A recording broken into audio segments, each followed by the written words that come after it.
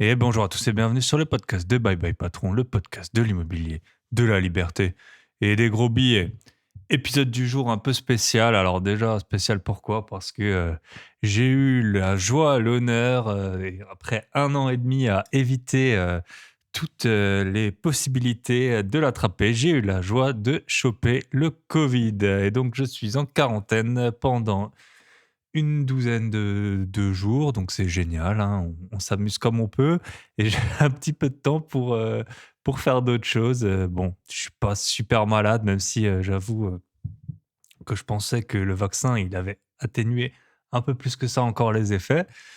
Mais bon, voilà, hein, on fait avec, il y a pas le choix. C'est pas la peine de se préoccuper, des choses sur lesquelles on n'a pas de contrôle. Donc on attend que ça passe et sûrement que ça ira mieux demain. Donc on est dimanche, j'enregistre mon podcast de la semaine et le sujet, ça va être: «Suis-je ou ai-je été une little bitch?» Parce que donc on pourrait traduire en français par: «Ai-je été une petite princesse?» Alors le sujet du jour, il m'a été inspiré en fait par, Quentin Randis, donc l'épisode de la semaine passée et c'était sa citation, «Don't be a little bitch». Et ça, en fait, ça m'a fait un peu, réfléchir quand j'avais fait l'interview. Je me suis posé la question: à quel moment est-ce que ça pouvait, ça est-ce que j'étais dans ce cas-là de peut-être d'être trop heureux ou de voilà, de pas me lancer suffisamment et à quel moment, j'ai bien fait d'avoir de la retenue ou dans quel cas j'aurais dû aller encore plus loin. Donc, on va voir que souvent c'était un peu plus nuancé.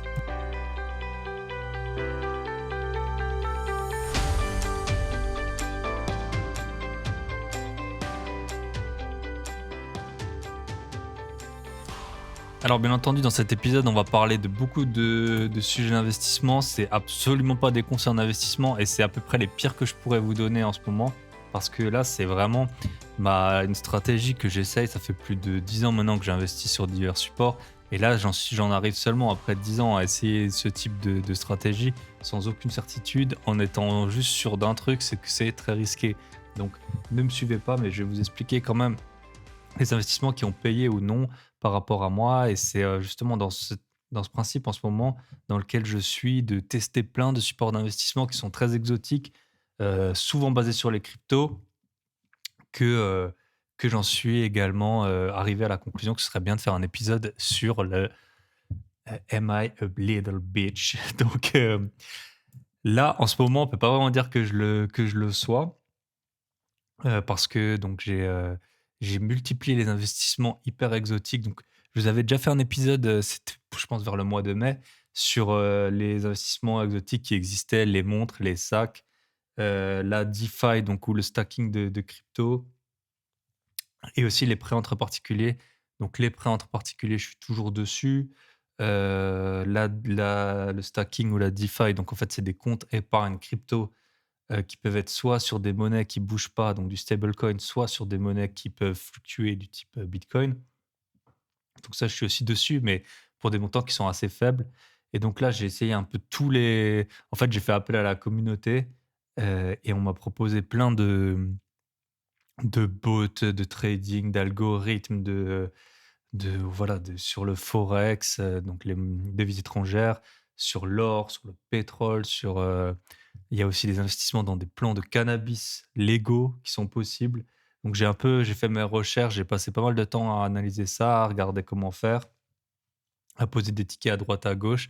C'est souvent assez compliqué d'accès parce il y a souvent en fait 2 plateformes qui doivent vous autoriser et puis il y en a parfois il faut acheter des licences à quelques centaines de dollars. Donc c'est tout un processus qui est assez long, des sommes qui mises bout à bout, ça commence à faire quand même pas mal d'argent. Donc on souvent sur ces plateformes, on peut mettre un peu ce qu'on veut, mais c'est souvent quand même à partir de 1 000 $ et donc quand je regarde ça, je me suis dit: «Mais vraiment, alors c'est ouais, c'est un peu qu'est-ce que tu es en train de faire?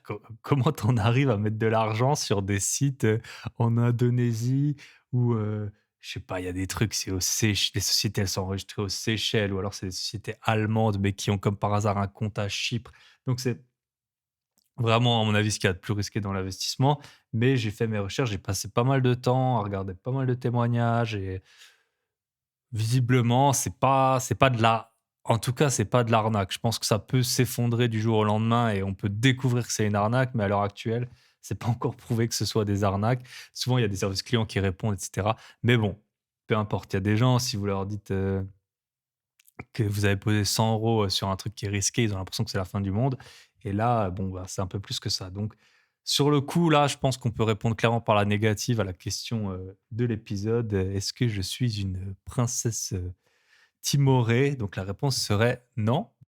Mais dans ma carrière d'investisseur, il y a eu des hauts, des bas, il y a eu des fois où j'ai eu peur, il y a eu des fois où j'y suis pas allé, il y a eu d'autres fois où j'y suis allé. Donc on va voir ensemble, est-ce que, c'était judicieux d'y aller? Qu'est-ce qui a payé? Qu'est-ce qui a pas payé? Qu'est-ce que je paye encore? Donc on est parti. Le premier sujet, ça va être, l'immobilier, bien sûr. Donc je vous rappelle, désolé si ma voix elle est un peu bizarre ou si je manque un peu d'énergie. Déjà avec, mon accent et ma façon de parler, parfois c'est un peu lent. Là, je fais au mieux, mais bon, le covid n'aide pas. Alors, sur l'immobilier, qu'est-ce qui s'est passé? Mes premiers, donc ça fait, j'ai investi assez tôt, donc là, je peux pas dire que j'ai vraiment eu peur. Donc mon premier achat, je l'ai fait, ça faisait 2 ans que je travaillais, donc c'était assez tôt, le temps de mettre un tout petit peu d'argent de côté pour l'apport et cetera et ça a été un montant qui a été très, très important, surtout par rapport à mes revenus de l'époque et ensuite, je pense que c'était 3 ans après, j'ai racheté, mon premier appartement locatif aussi pour un montant très, très élevé. Et il s'avère en fait que ces deux achats qui, sur le papier, ben, ça pouvait faire peur parce que les montants c'est en fait même à l'heure actuelle encore mes 2 plus gros investissements que j'ai faits et il s'avère que les 2 je les ai revendus. Donc maintenant j'ai la boucle est bouclée et on peut voir que ça a été en fait mes meilleurs investissements parce que ils ont pris, beaucoup de valeur, que ce soit en pourcent, mais vu qu'ils étaient chers, ils ont aussi pris beaucoup de valeur en euros. Et donc pour le temps que j'y ai passé, même si voilà, surtout avec mon deuxième achat, j'ai eu des impayés, j'ai dû aller moi-même, plaider au tribunal. Ça a été bon, une petite histoire quoi, hein, mais on s'est amusé comme on a pu. Et ben je regrette pas et j'ai bien fait d'y aller parce que, c'est des investissements qui ont été, plus que rentables et le deuxième que j'avais acheté, c'est celui que j'ai revendu le premier. Voilà, dans l'ordre chronologique et c'est, un investissement qui, aujourd'hui m'a permis, grandement de me développer et la plus-value, en fait, que j'en ai dégagée, elle m'a permis de payer beaucoup d'apports, pour, mes achats ultérieurs. Donc sur ce coup-là, j'ai pas été peureux, j'y suis allé et ça m'a plutôt servi. Après, il y a d'autres fois où j'ai eu plus peur, d'y aller donc notamment, un moment, bah, j'étais à l'étranger donc c'était compliqué, je savais pas du tout comment investir en France. C'était un peu avant qu'il y ait le gros développement des podcasts, de YouTube. J'avais aucune idée de comment ça allait se passer avec la fiscalité et en fait, j'ai fait traîner les choses et j'ai mis beaucoup de temps avant d'investir. J'aurais pu y aller plus tôt, plus vite, à un moment où les prix étaient moins chers. Peut-être que les conditions bancaires étaient différentes également. Mais bon, on pouvait pas tout faire. Moi, je venais de commencer à travailler. Donc l'argent il est pas illimité. Je vous ai dit que j'ai eu des impayés sur mon deuxième e appartement. Ben, c'était un moment où voilà, le j'avais pas du cash à profusion et j'aurais pas pu faire face non plus à trop d'achats, je pense, trop même après meubler des appartements, des vides locatifs et tout, ça m'aurait vite mis un peu dans la galère. Bref, quand je me suis lancé, dans mes achats français, donc quand j'ai pu investir en France et ben là, c'était mon premier épisode. L'appartement à 23 000 €. Donc c'est un appartement que je possède toujours, mais en fait, on peut dire que c'est un peu un appartement de peureux parce que c'est un appartement, comme je l'ai dit, à 23 000 € et le gros souci de cet appartement, c'est ben, voilà, il valait 23 000.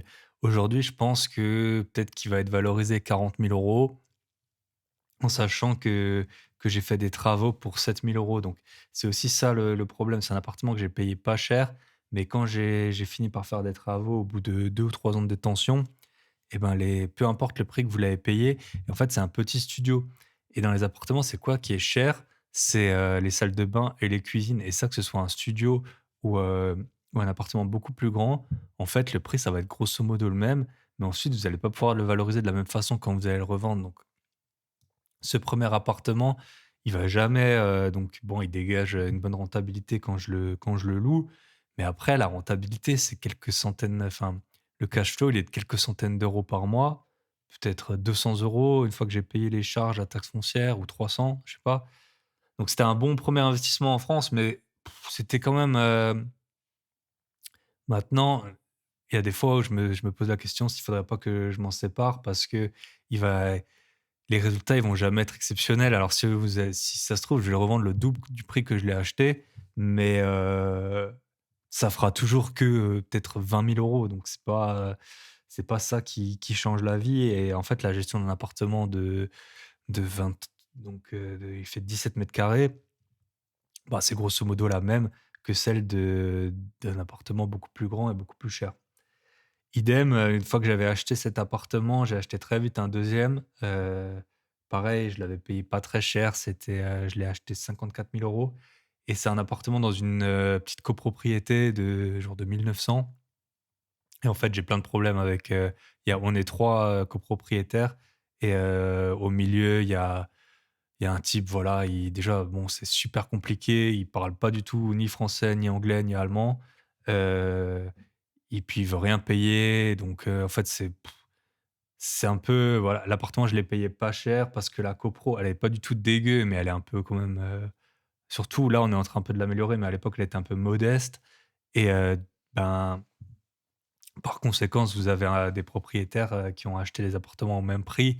Ils vont peut-être pas être sur la même longueur d'onde que vous, donc à pas vouloir faire des travaux, à je suis sûr qu'ils louent des appartements sans bail. Dès il y avait un carreau, de la fenêtre qui était à changer, ça a été toute une galère. C'est les seuls âgés, en fait, où je dois aller. Heureusement, l'autre personne, je m'entends très bien avec elle, celle qui faisait le syndic et maintenant on a dû quand même prendre un syndic pro pour cet appartement parce que, parce que, la l'autre personne, elle voulait pas faire syndic et moi, je veux surtout pas m'en occuper parce que je peux pas m'occuper de ça et et puis celui qui parle pas français, vous vous doutez bien que ça va être très compliqué pour lui de faire syndic.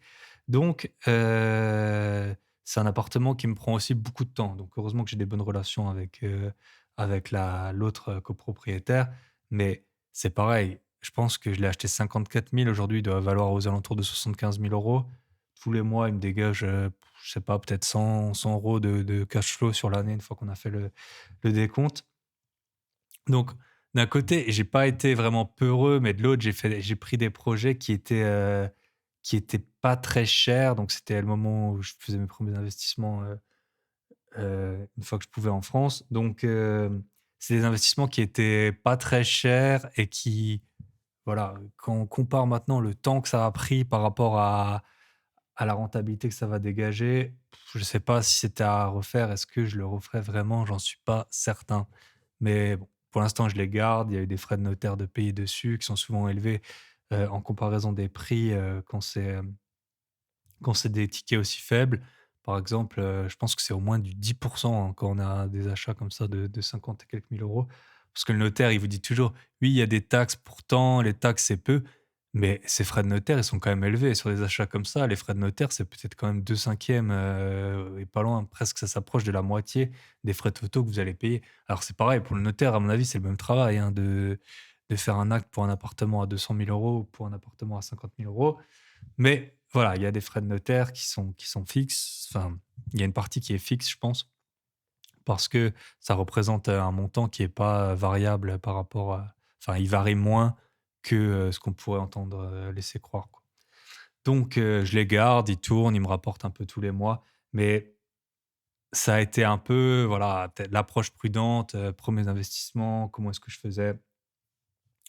Donc si c'était à refaire, je sais pas et depuis, en fait, j'ai pris des appartements souvent plus chers, là, ceux que j'achète, parce que, ben, pour justement, si l'immobilier il prend 10 par an, admettons, bah, c'est mieux que ça ait pris 10 sur 100 ou 150 000 € que sur 50 000, tout simplement. Et parce que la gestion, grosso modo, c'est la même. Si vous avez un appartement qui est plus grand, le, le chauffe-eau, il a tout autant de chances de casser, que dans un studio et ce sera tout autant de galères et cetera et cetera.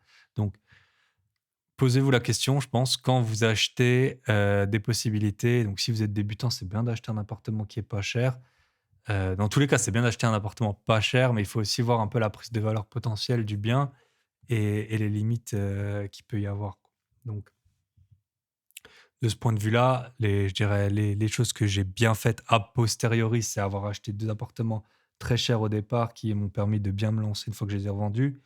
Les choses que j'ai moins bien fait, c'est que j'ai mis du temps, même quand j'étais en dehors de France, j'aurais pu en fait acheter et j'ai ces appartements pas chers, que voilà, qui font l'affaire, mais qui sont pas incroyables non plus et qui me prennent beaucoup de temps par rapport à la valeur qu'ils sont susceptibles de me rapporter. Et en fait, je voulais revenir sur un point, c'est on dit souvent dans l'immobilier, en fait, il y a 3 façons de s'enrichir. La première, c'est, ce que tout le monde appelle le cash flow, la différence entre, en gros, les charges que vous payez chaque mois sur l'appartement et le loyer. Et en fait, ce cash flow, bon, il faut pas je pense qu'il faut quand on est tout débutant, c'est bien de s'en préoccuper, mais après c'est pas très important parce que c'est plutôt les 2 autres piliers qui vont vraiment vous enrichir. Le premier, c'est, combien vous remboursez chaque mois. Donc c'est ça, c'est pas pareil en fait d'avoir, par exemple, si vous avez un appartement dans lequel vous remboursez 200 euros et vous avez 100 euros de cash flow, on va dire en gros, vous enrichissez de 300 euros. Mais si vous avez un appartement dans lequel vous remboursez, je sais pas moi, 700 euros et que vous avez 100 euros de cash flow en plus, donc ça fait 800, bah, vous allez vous enrichir en fait de 800 euros. Et sur le papier, celui où vous enrichissez de 800 euros, il va avoir une rentabilité plus faible parce que si on compare 100 de cash flow à 700 versus, 200, bah, c'est pas la rentabilité, elle va être plus faible. Mais dans les faits, en euros et ben, votre enrichissement, il va être beaucoup plus rapide. Donc c'est pour ça qu'au bout d'un moment, quand vous en avez les moyens, c'est pas mal de prendre des appartements un peu plus chers. Et après le troisième pilier, donc en plus du cash flow et du remboursement, chaque mois du capital restant dû, et ben, il y a la prise de valeur. Et la prise de valeur, moi, je vois ça un peu comme une voile, un spinnaker là de bateau, je crois que ça s'appelle. Une voile qui va en fait, quand vous avez la voile, ça va être la surface du prix que vous avez payé. Ben, après quand l'immobilier s'il prend de la valeur, alors c'est pareil s'il en perd, hein, si l'immobilier il prend de la valeur, et ben, votre bien, il va plus vous l'aurez payé cher, plus ça va rapporter des euros. Si l'immobilier il prend 10 par an, et ben, si vous avez acheté un bien cher, ben, ça fera beaucoup d'euros. Si vous avez acheté un bien à 400 000 €, 10 ça fait 40 000 €. Alors que si vous avez acheté un bien, je sais pas, 50 000 €, ça fait que 5 000 €. Donc c'est aussi, il faut pas acheter, trop cher ou à n'importe quel prix, mais c'est vraiment quelque chose dont il faut tenir compte, s ça sert à rien de gagner des clopinettes, même si sur les pourcentages, ça fait bien et c'est beau. Si vous regardez mon appartement à 23 000 €, je l'ai déjà mis en location courte durée et j'ai déjà eu des rentas à plus que 20 ou 25. Mais bon, sur 23 000 € plus les travaux, donc c'est pas ça qui change la vie. Donc voilà, seconde partie, l'investissement boursier.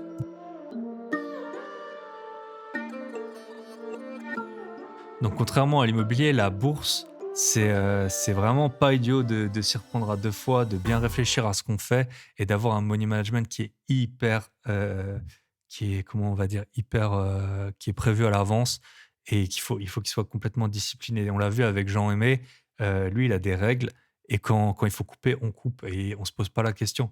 Et c'est pareil, je pense au moment de rentrer sur un marché. Alors pourquoi je dis ça? Parce que ben, en fait, c'est un peu l'expérience qui m'a montré ça.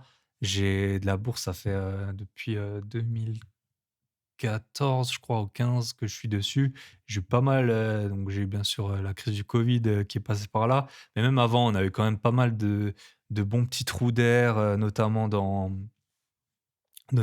en fonction du marché chinois quand il indiquait que les perspectives de croissance étaient moins bonnes. Il y a déjà eu des belles baisses et vraiment, tout le monde en fait, parle, du DCA, dollar cost averaging, je pense qu'on dit pour rentrer.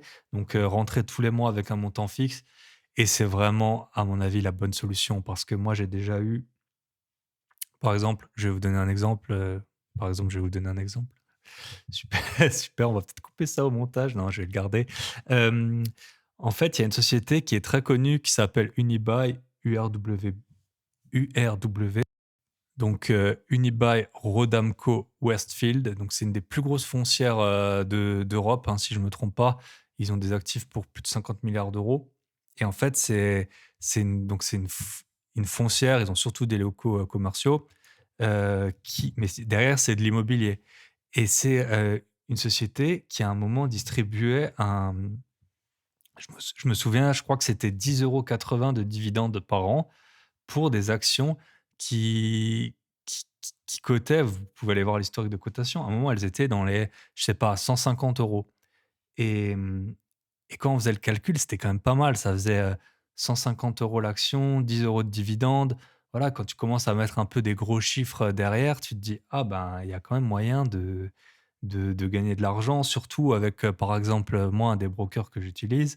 Alors, je vous le répète, ne le faites pas, mais par exemple, De Giro, le broker que j'utilise, il vous permet de faire du levier, en fait. Donc ça veut dire quoi? Ça veut dire que si vous mettez, alors les chiffres, ils changent tout le temps, mais en gros, si vous mettez, 100 000 €, vous pouvez acheter au moins, je sais pas jusqu'à combien on peut aller, mais en tout cas, vous pouvez acheter au moins pour 150 000 € d'actions, c'est sûr. Et c'était une action donc qui était, ça avait l'air sûr parce que c'était des locaux commerciaux. En plus, ils avaient un rating, je sais plus, de Moody's, S&P ou de Fitch, c'était hyper bien noté, peut-être du AA ou du A, je sais plus. Donc c'était vraiment une société qui avait l'air super solide. Et à un moment, tu te dis: «Bah, franchement, je sais pas, si demain ta grand-mère, elle te file, 300 000 €, c'est pas pour tout le monde, mais ou si quelqu'un vend une RP, dans sa résidence principale à 300 000 €, à la limite, tu étais en droit de te dire: «Bah, vas-y, 300 000, je fais un peu de levier, j'ai 450 000, j'achète ça, c'est ultra sûr. À 450 000, je vais récupérer quoi? 50 000 € par an de dividendes, je peux arrêter de bosser, la vie est belle» et heu et c'est cool, quoi. Et c'est vraiment, je pense que j'ai déjà parlé avec plusieurs personnes de cette société. En tout cas, surtout au moment où je m'étais fait cette je l'ai pas f je m'ai j'ai pas fait un all-in comme ça, mais c'était une réflexion qu'on était en droit d'avoir, quoi. Une société qui a l'air sûre et qui paye des gros dividendes. Et il s'avère là qu'à l'heure actuelle où je vous parle, l'action, elle cote à 69 euros. Je crois même que pendant le covid, elle était descendue vers une trentaine d'euros. Ils ont voulu diluer le capital en faisant une augmentation. Il y a eu, je sais plus, c'est Xavier Niel ou quelqu'un qui est monté au créneau pour ne pas que ça se fasse, et on a évité vraiment de justesse. Et donc la prudence est vraiment de mise, même sur le papier, ça semblait être une des sociétés les plus solides, du marché, hein. Je veux dire, l'immobilier, il est tangible, enfin, c'était tangible. C'est pas comme une société tech où vous savez pas ce qu'elle vaut vraiment, où tout est immatériel. Elle avait un rating hyper bon, elle avait un historique de dividendes hyper bon, et c'est une société, je pense que même, je vais regarder, c'est une société, en 2017, l'action, elle cotait 230 € et maintenant elle est à 69 €. Donc la prudence en bourse, elle est vraiment de mise. Autant dans l'immobilier, on peut pas s'enflammer, enfin, on peut faire des mauvais choix, on peut faire des mauvais achats, mais le processus, il est tellement long d'achat, de visite, de trouver les biens que ça va naturellement vous freiner, et puis vous allez pas faire n'importe quoi comme à poser l'héritage de la grand-mère avec du levier. Mais en bourse, ça nous chatouille, on peut être, voilà, moi je suis là confiné, 12 jours, on a vite fait de passer l'après-midi à commencer à regarder un peu dans tous les sens, toutes les actions qui existent, faire des calculs, super, mathématiques, on a l'impression super avancés, qu'on est les premiers à avoir découvert alors que pas du tout, et à mettre des montants trop importants alors que la bourse, elle est trop incertaine. Donc pour la bourse, j'ai fait des erreurs, hein, comme tout le monde, hein. J'ai vendu trop tôt des actions Apple. Bon, j'en ai encore des actions LVMH, j'en avais, je les ai vendues trop tôt aussi. Un peu en mode, voilà, peut-être gagne petit, je prends, quelques centaines d'euros ou milliers d'euros sur un achat sur une position, ben, on en liquide une partie. L'avenir a montré enfin, le présent plutôt a montré qu'il aurait mieux fallu les garder. Mais bon, c'était, pour la bourse, et c'était, ma stratégie de l'époque. Donc pour la bourse, je pense que c'est toujours un bon plan de avoir une stratégie et s'y tenir quoi qu'il arrive, et la stratégie la plus basique que vous pouvez avoir, même si ce n'est pas un conseil d'investissement, c'est de rentrer, de manière diversifiée, que ce soit sur les marchés, sur les actions et dans le temps. Surtout, on ne sait jamais ce qui peut arriver. Après là où, je suis assez content par contre, et que j'ai pas eu trop peur en actions, c'est que j'ai acheté des actions Google, enfin Alphabet et Amazon. C'est des actions qui étaient déjà à plus de 1 000 $ quand je les ai achetées et maintenant je pense qu'elles sont dans les 3 000 ou quelque chose comme ça. Donc c'est des actions qui déjà voilà, c'est ça. On parlait des investissements exotiques, où je vous dis c'est minimum 1 000 $ et à un moment je me disais: «Mais une action à Google à 1 000 $ c'est cher quoi». Donc c'est là qu'on voit que en fait, c'est sa façon d'investir, elle peut avoir tendance à changer. Donc en bourse, faites les choses, simplement. Ça sert à rien de se croire plus intelligent que le marché. Rentrez, de manière, continue, quoi qu'il arrive. Enfin, c'est en tout cas ma façon de faire, c'est de rentrer, quoi qu'il arrive tous les mois avec un montant qui est assez stable et fixe et de rentrer sur différents marchés, différents produits et puis on verra bien ce qui monte ou pas, hein. Personne ne pouvait savoir, que, les actions pharmaceutiques, elles allaient, beaucoup augmenter. Là, on est dans une période où le pétrole, il est super élevé. Les actions pétrolières, elles ont repris des couleurs. Franchement, en 2020, à un moment, le pétrole, il était, négatif ou enfin, en tout cas, proche du négatif. Il y avait plusieurs interprétations. Fallait quand même, oser mettre un gros billet sur le pétrole et personne ne savait ce qui allait se passer donc voilà. Ayez un money management qui est correct, faites vos allocations, regardez combien, donc en bourse, ne mettez pas l'argent que vous avez besoin de manger enfin pour manger, mais ne mettez pas de l'argent comme on dit, vous êtes prêt à perdre. Oui, c'est sûr, faut parfois on en perd, faut couper, c'est comme ça, mais on n'investit pas en bourse pour perdre de l'argent et la bourse, c'est pas, c'est quand même quelque chose, qui a prouvé de manière historique que, ça peut ramener des rentabilités importantes avec un risque qui est limité si on fait les choses correctement.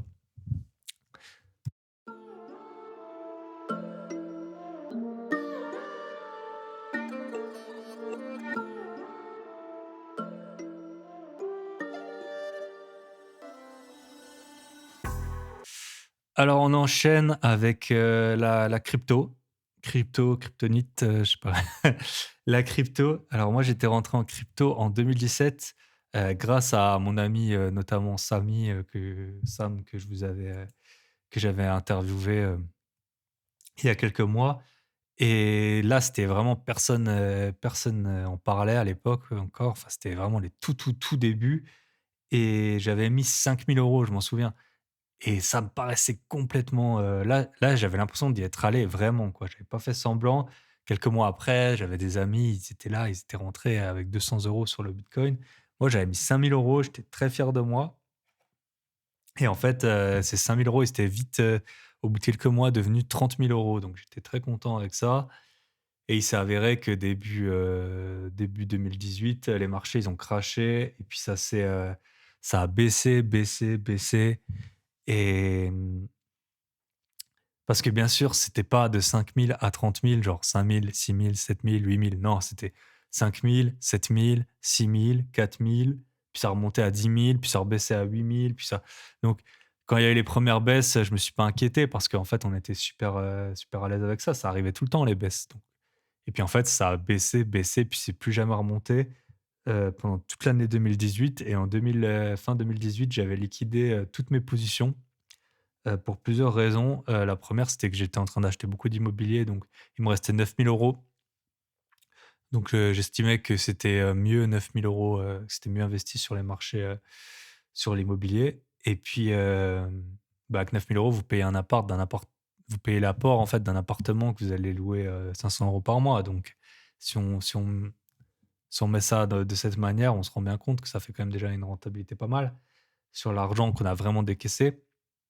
Et puis aussi, j'avais à l'époque super peur d'oublier tous les exchanges, donc les places de marché sur lesquelles j'étais, tous les, tous les, comment on dit? Les doubles authentifications, tout ça. Il y a des systèmes, comment on transfère les adresses. Pour ceux qui sont dans les cryptos, vous savez très bien que il y a les adresses et les réseaux.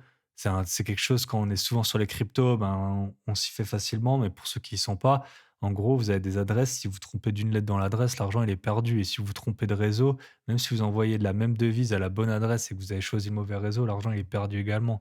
Donc c'est quelque chose auquel il faut faire très attention et au bout d'un moment, ça vu que je faisais plus de crypto, vu que le marché il faisait plus grand chose, je m'étais dit: «Ouais, je vais tout oublier, vas-y, je vais tout liquider» et c'est marrant, j'ai regardé cette semaine et donc j'ai retrouvé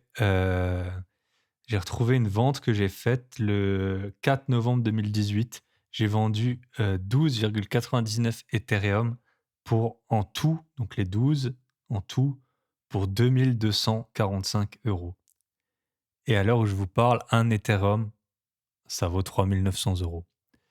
Donc 12 Ethereum, 13 Ethereum, voilà, ça aurait fait plus de je sais pas, ça aurait fait 50 000 € peut-être. Mais c'est comme ça, c'est la vie, hein. On peut pas toujours prendre des bonnes décisions et c'est la décision qui me paraissait la meilleure sur le moment. Je pense que mon ensuite j'aurais dû re-rentrer peut-être plus tôt quand il a commencé à se passer des choses, mais on peut pas tout faire et ça c'est un bon point, je pense que ce qu'on peut en tirer donc de l'interview qu'on avait eue avec Quentin et de l'interview du jour, c'est, bah, là, bon, je suis bloqué chez moi, donc j'ai un peu de temps. C'est pour ça que j'ai multiplié aussi les investissements, un peu exotiques. Mais on peut pas être bon partout et la crypto, moi, je m'en souviens en 2017-18 quand quand j'étais à fond dedans, mais je passais mes journées à faire ça, à regarder, à lire les projets, à justement à transférer les fonds d'une plateforme à l'autre.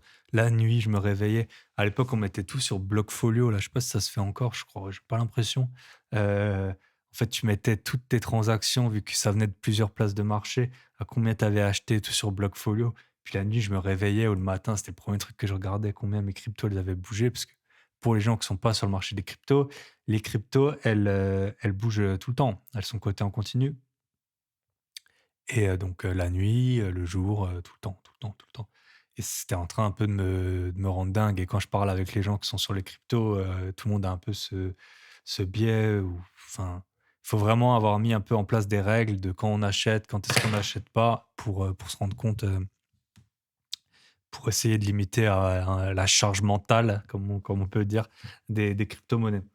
Donc, j'ai pas vraiment de regret de pas être rentré plus tôt, mais en fait, on s'aperçoit qu'au final, j'ai sorti 9 000 € de quelque chose, donc 9 000 €, dont seulement 2 000 quelques des Ethers. Peut-être que maintenant, mon portefeuille, il vaudrait, je sais pas, 100 000 €. J'en sais rien. Quand j'étais à fond en 2017, j'avais l'équivalent de 2 bitcoins, je me souviens. Donc 2 bitcoins, aujourd'hui, c'est 60 000 $, je sais pas. Mais c'est comme ça, j'ai pas de regrets particuliers d'avoir été peureux parce que quand j'avais mis les 5 000 € à l'époque, je trouvais que c'était beaucoup. Depuis, ma situation, elle a beaucoup changé. Notamment, j'ai eu ces 2 ventes et puis, mes revenus sont différents. Mais à l'époque, c'était en même temps que j'avais, par exemple, la locataire qui payait pas. Donc forcément, les euros, ils commencent à compter quand vous remboursez, en plus, c'est des appartements, comme je vous ai dit, qui j'avais payé cher. Donc les rentables, il y avait pas de il y avait quasiment pas de cash flow ou il y en avait même pas. Donc on a toujours ce problème de, de cash qui manque, hein, au début de sa vie professionnelle surtout et quand on est investisseur et donc pas de regret d'avoir retiré ces 9 000 €, même si aujourd'hui ça vaudrait beaucoup, beaucoup, beaucoup plus. Et là où je regrette pas d'être prudent, c'est que l'autre fois avec mon pote, associé, je vais faire un épisode très prochainement avec lui, on aura une petite annonce à vous faire. Hem, on avait entendu, il y avait un mec qu'on aimait bien sur les réseaux qui a lancé une crypto et là on a mis un petit billet, mais c'était pas énorme et franchement, on regrette pas de pas avoir mis plus parce que le truc, il a dégringolé en 2 secondes. Bon, on savait qu'il y avait très peu de chances que ça fonctionne, mais et c'est exactement, ce qui s'est passé. Donc ne vous laissez pas séduire, par les beaux yeux de peu importe la personne qui lance sa crypto, ça vaut la peine de mettre un petit billet, mais ne mettez pas all-in dessus.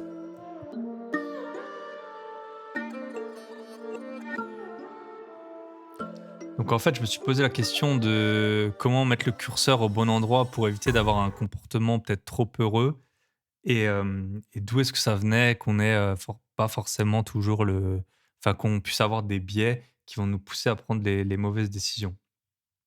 Alors en fait, je pense que le principal biais que tout le monde a, et ça a été prouvé que même les singes, ils ont ça, c'est en fait, que le potentiel de gain ne nous, ne nous rend heureux de façon enfin, ça nous rend heureux de façon beaucoup plus limitée que la perte potentielle. C'est-à-dire si vous allez parler avec quelqu'un de que vous avez perdu quelques centaines d'euros, quelque chose qui arrive en fait souvent, hein, enfin ça peut arriver. Et ben, ça peut être par exemple, j'ai une bêtise, vous êtes parti en vacances, vous avez un problème avec la voiture de location, bah, voilà, boum. Vous racontez l'histoire, à tout le monde que vous avez dû payer 500 € de franchise pour la voiture de location. Tout le monde va vous dire, «Ah 500 €, mais tu trop dégoûté et tout». Bah, ça arrive, ça arrive. Et c'est pareil avec les actions, c'est pareil avec les cryptos. Quand on perd de l'argent, vraiment, ça nous rend dingue.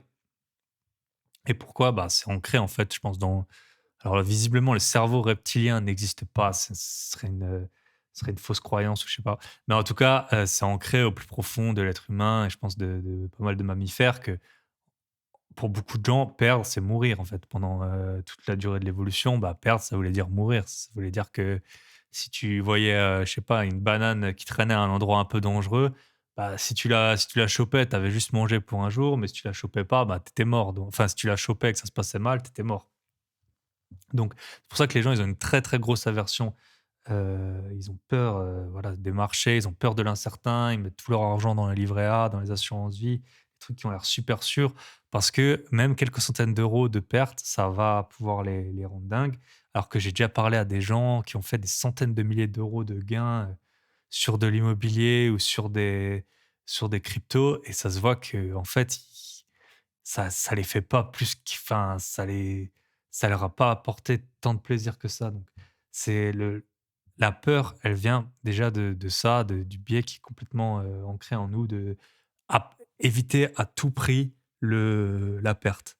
Et c'est marrant par contre parce que dans tout ce qui est casino et tout, j'ai l'impression que c'est plus, vu que les gens ils savent qu'ils vont perdre, ça les embête moins quoi. Perdre 500 € au casino, j'ai l'impression que c'est moins grave que perdre 500 €, voilà sur, une caution de voiture ou c'est pareil si vous avez loué un appartement, qu'on vous rend pas votre caution, je sais pas, ça va vous rendre dingue. Alors que c'est quelques centaines d'euros, bon bah, ça arrive.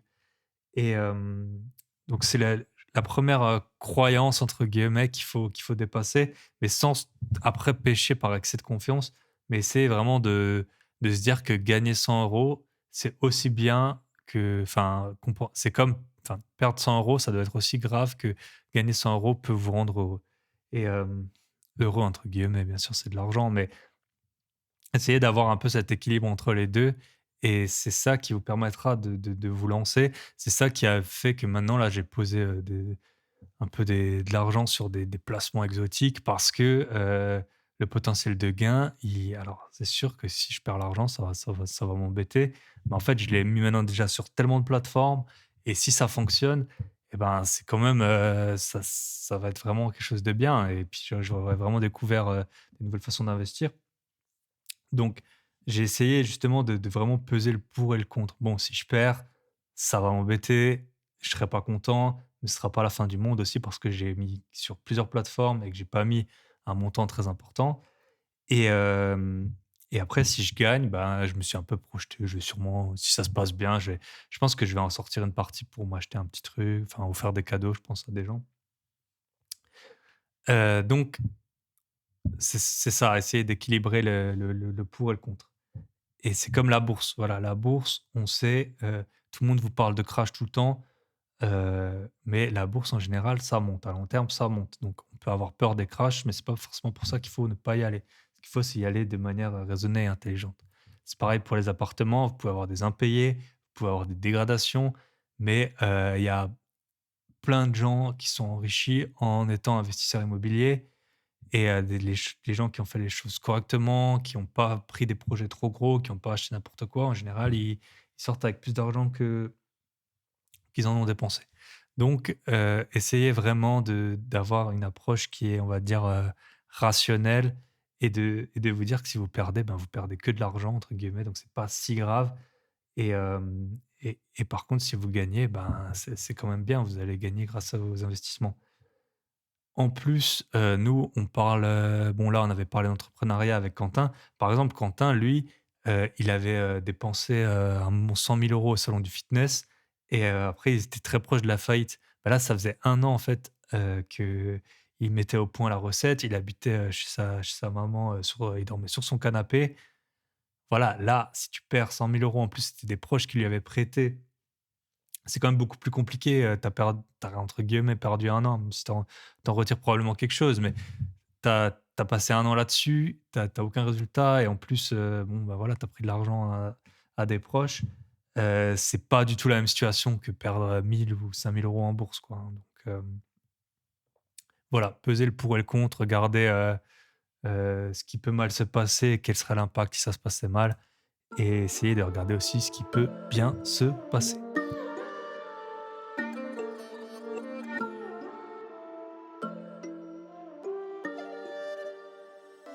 Ensuite, le meilleur moyen, je pense, enfin, ça va faire un peu de la paraphrase par rapport au conseil d'avant, mais le meilleur moyen quand même d'oser y aller, c'est d'avoir les moyens d'y aller. Ce que je veux dire, c'est que souvent, quand on débute dans sa vie professionnelle, la plupart des gens, on n'a pas d'argent. Après, on commence par économiser, après chacun ses revenus, mais on peut pas très vite, avoir des dizaines de milliers d'euros de côté si on fait que économiser. Et donc, chaque investissement, bah, ça va faire super peur parce que ça va représenter, des mois de, entre guillemets, «privation», même si l'idéal, c'est d'avoir quand même un niveau de vie qui est inférieur à vos revenus et comme ça, et ben, vous aurez pas le sentiment non plus de vous être privé, mais c'est vraiment, quand au début, on a vite tendance à dire: «Ah bah, je mets, 1 an à économiser ça, puis je vais le placer là et si je le perds et tout, qu'est-ce qui se passe?»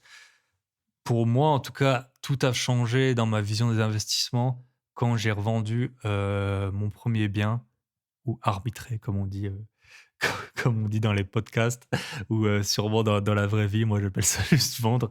Hem, Parce que là, d'un coup, vous allez avoir des montants importants de cash qui vont rentrer, à savoir, ben, la plus-value plus, ce que vous avez déjà remboursé.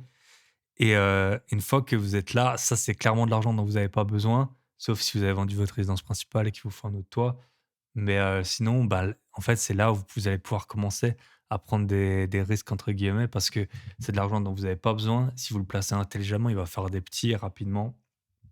Donc si, si j'avais une stratégie, voilà, si moi pour moi c'était à refaire, ce serait et d'ailleurs je suis en train de pour une des avec mon associé, on est en train de réfléchir à un projet un peu dans le genre, c'est si vous êtes, même si vous avez des projets rentables, je veux dire, par exemple, si vous avez 5 biens qui tournent et chaque bien, il vous rapporte 200 €, de cash flow par mois.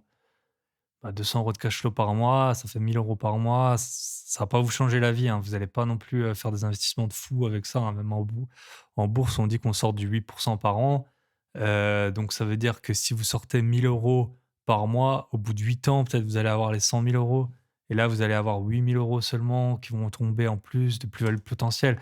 C'est quand même lent. Alors qu'en fait, dans le même temps, vous aurez remboursé, peut-être 100 000 de plus et le bien, il aura pris encore 100 000. Donc il y a un moment, c'est quand même il faut vraiment se poser la question de vendre, des biens rentables. Enfin, des biens que vous avez achetés, mais même s'ils sont rentables sur le papier, même s'ils vous coûtent rien, qu'ils vous rapportent un peu chaque mois, peut-être qu'en les vendant, vous allez encaisser, 10 ans ou 20 ans de cash flow. Donc ça peut être soit, que vous avez déjà bien remboursé, soit le bien il est rentable. Vous allez pouvoir le vendre, en fait, avec une rentabilité plus faible pour vous. Peut-être ça va être 10 de votre prix d'achat, mais peut-être que quelqu'un il sera prêt à l'acheter à 6 seulement.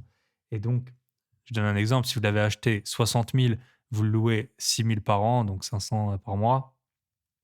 Pour vous, c'est 10 mais il y a peut-être quelqu'un qui veut pas enfin, pour qui 6 de renta, ça va. Et donc en fait, vous allez pouvoir lui vendre 100 000 et donc vous allez toucher 40 000 d'un coup, l'écart entre ce que vous avez payé 60 et le prix de vente 100. Et après avec ces 40 000, bah, là, vous allez pouvoir commencer à poser des billets un peu partout. C'est pour ça, moi, j'avais aussi, à un moment, j'avais investi dans des startups, mais les startups, ben, vous mettez un billet, vous savez déjà pas si vous allez le revoir, vous savez pas combien et vous savez surtout pas quand. Et c'était à une période où j'avais pas, justement encore, vendu vraiment des biens et en fait, j'ai arrêté parce que, Bah, parce que au bout d'un moment, il peut se passer 3 4 ans pendant lesquels vous allez investir peut-être dans 15 startups et vous aurez toujours rien touché en face. Donc, c'est bien pour les gens qui ont de l'argent. C'est comme ça que les gens qui sont riches, ils deviennent super riches, je pense. Mais tant que vous n'avez pas comment on peut dire, c'est un peu du poids, quoi. C'est vraiment une force de frappe. Euh, et ben, il arrive un moment, je pense, où c'est intéressant de se poser la question sur les biens qui ont pris le plus de valeur, d'éventuellement en revendre un.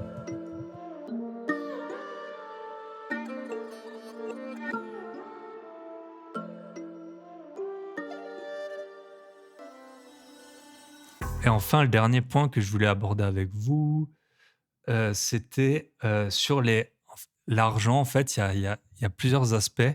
J'ai écouté un podcast là et d'ailleurs je ferai venir la créatrice du podcast normalement sur le mien et elle présentait,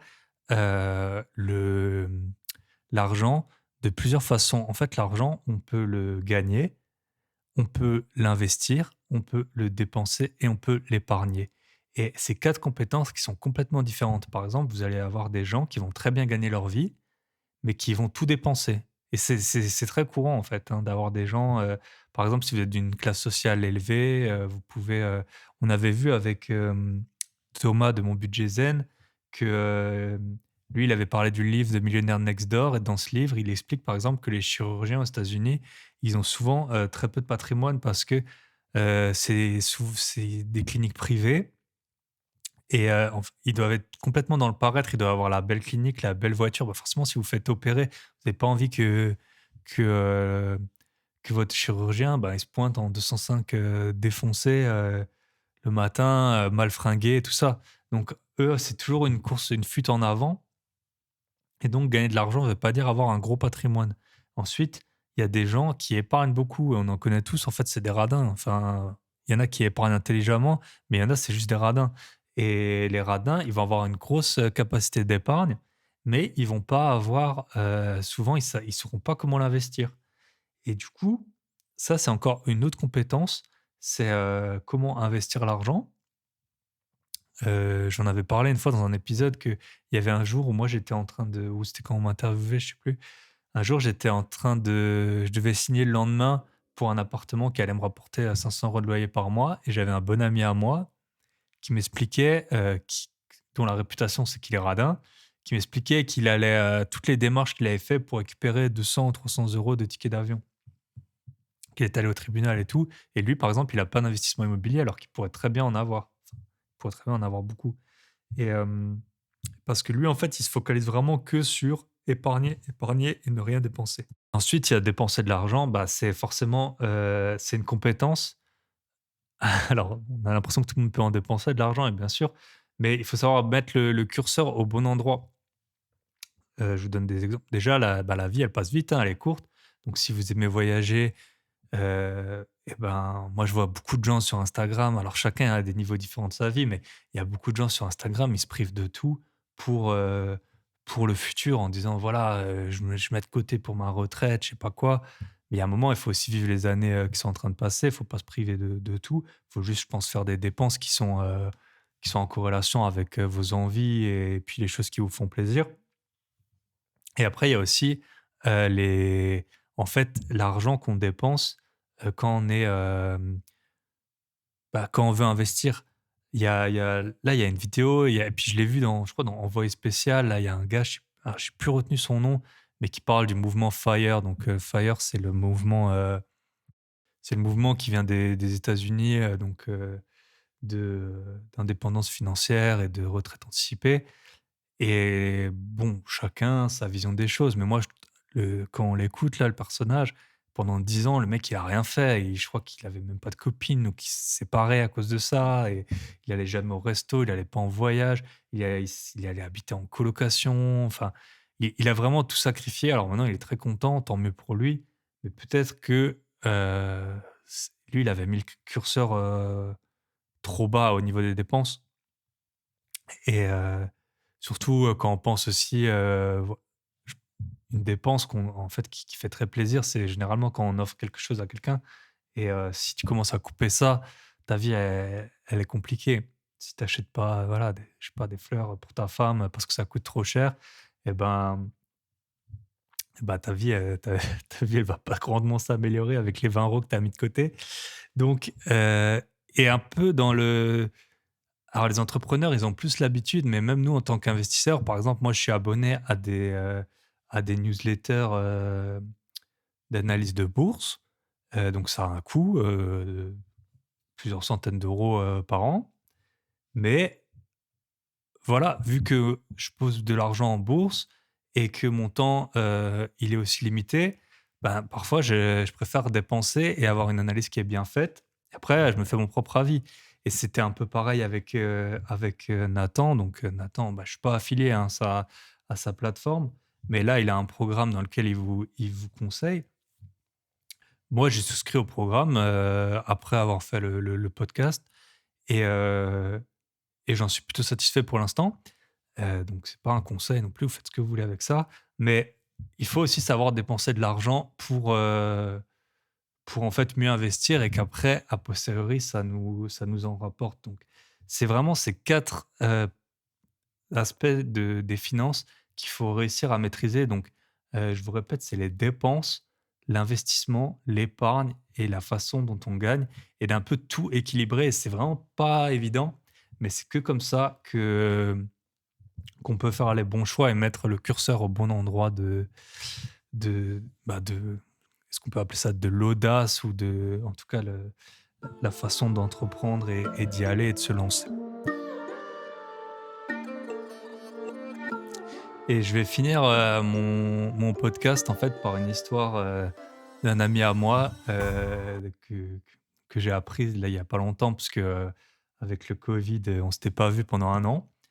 Et en fait, au détour d'une discussion, bah, on était ensemble avec un groupe d'amis que j'avais pas vu depuis un petit moment et on me dit, «Ah ben, un tel là, il va payer, bien plus d'impôts que toi cette année et tout». Et alors je me dis: «Bah, cool, hein, tant mieux pour lui, c'est qu'il a dû faire un bon coup». Mais, alors c'est pas quelqu'un, qui avait des millions ou quoi, hein. Et je dis: «Bah, qu'est-ce qui s'est passé?» Et il me dit: «Novacite». Et je dis: «Bah, quoi Novacite?» Je connaissais, je savais que c'était une société, cotée, j'avais tout petit peu d'actions d'eux. Et il me dit: «Ben, en fait, j'ai posé, 8 000 €, quand parce que j'investis sur les biotech et ils avaient un traitement, contre la mucoviscidose, je crois». Et en fait, il s'avère donc avec 8 000 €, je crois, qu'il m'a dit qu'il avait 50 000 actions. Les actions, elles étaient à moins de 1 € et bah, largement moins d'ailleurs. Et en fait, il s'avère que cette société, elle a récupéré tout, elle était en charge des tests Covid en Angleterre et l'action, elle est montée, jusqu'à 12 ou 14 €. Donc ces 8 000 €, ils sont passés, c'est devenu presque 600 000 €. Et donc j'ai un peu réfléchi. Donc il a réussi à vendre plutôt à un bon moment, je crois qu'il m'a dit il a vendu à 11, 12 et 14 €, sachant que maintenant elle est bien redescendue, elle doit être dans les 3, 4 € si je dis pas de bêtises. Et je me suis posé la question, je me suis dit, d'un côté, c'est quelque chose, il a eu de la chance, quoi. Enfin, on peut pas dire qu'il a pas eu de chance. Il a investi dans un traitement contre la mucoviscidose, il s'avère que la société, elle fait les tests Covid. Bon, mais de l'autre, je me suis dit: «Mais il a posé 8 000 € sur une biotech, qui fait ça?» Bah, lui, je sais, c'est sa personnalité, il le fait. Mais jamais de la vie, j'aurais pu le faire. Poser 8 000 €, déjà 8 000 € sur, une très grosse société, ça fait une bonne exposition. Si vous voulez, je sais pas, moi, j'essaye de pas avoir, plus que 3 ou 5 de mon exposition par ligne. Donc, 8 000 €, si vous faites, il faudra avoir 250 000 €, juste d'actions, hors ETF et tout, enfin bon bref. Mais alors sur une biotech, 8 000 €, j'ai trouvé ça complètement fou. Et mais lui, ça va avec sa personnalité. Alors d'un côté, il a eu de la chance, mais de l'autre, il a osé y aller. Qui c'est qui ose y aller? Il y a plein de gens qui disent: «Ouais, si j'avais su, j'aurais posé là, j'aurais fait ci». Lui, il l'a vraiment fait. Ensuite, je lui dis: «Bon, bah, tu vas payer des impôts». Je sais plus combien il va payer, mais c'est un truc, quand même assez important, hein. Et je lui dis: «Mais bon, quand tu payes des impôts, quand c'est lié à comme ça, quelque chose, une grosse prise de valeur, ça fait un peu moins mal que quand c'est lié à ton travail pour lequel tu te lèves tous les jours». Il dit: «Mais t'es fou, tu crois que j'ai pas eu de travail là-dedans?» pendant un an, tous les gens, parce qu'au bout d'un moment, il a dit à sa femme, qu'il a dit à tout le monde, pendant un an, tous les gens, ils lui ont parlé que de ça. Et quand ça montait, il disait: «Ouais, t'as trop de chance». Quand ça baissait, limite, si j'ai bien compris, il l'insultait: «Ouais, t'aurais dû vendre et tout». Et lui, il a tenu et il a trop bien géré, en fait, hein. Il a trop, trop bien géré, que ce soit à l'entrée enfin, et surtout la sortie. Bon, c'est l'histoire d'aujourd'hui qui nous raconte ça. Ça se trouve, l'action, elle aurait pu monter à, je sais pas, à 2 €, il en aurait eu pour 100 000 € et puis, elle serait redescendue et il aurait jamais eu vendu, quoi.